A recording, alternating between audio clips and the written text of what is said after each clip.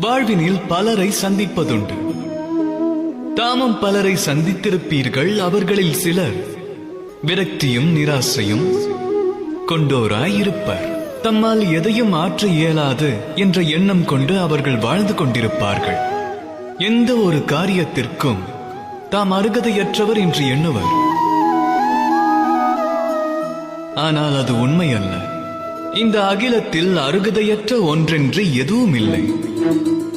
மந்திரச் சொல்லுக்கு அருகதையற்ற அக்ஷரம் என்றதும் ஏதும் இல்லை. ஔஷதத்திற்கு உதவாத மூலிகை என்றும் ஏதும் இல்லை. பலனற்ற ஒரு படைப்பென்று இவ்வுலகில் எந்த பிறப்பும் கிடையாது. அதைப் போலவே மாந்தரில் எவரும் அருகதையற்றவர் இல்லை. அவரை அருகதையற்றவர் ஆக்குவது அவரின் எண்ணமாகும். ஆகையால் சுயத்தினை அறிந்தால் ஒருவர் தான் யார் என்பதை உணரலாம். ஆழ்மனதை எழுப்புங்கள். அது விழித்தெழுந்தால் இன்பமெனும் அகிலத்தை தாம் காண இயலும். அந்த அகிலத்தினில் நிராசை, ஏமாற்றம் மற்றும் தோல்வி எனும் பாவனைகளை காண இயலாது. ராதா ராதா.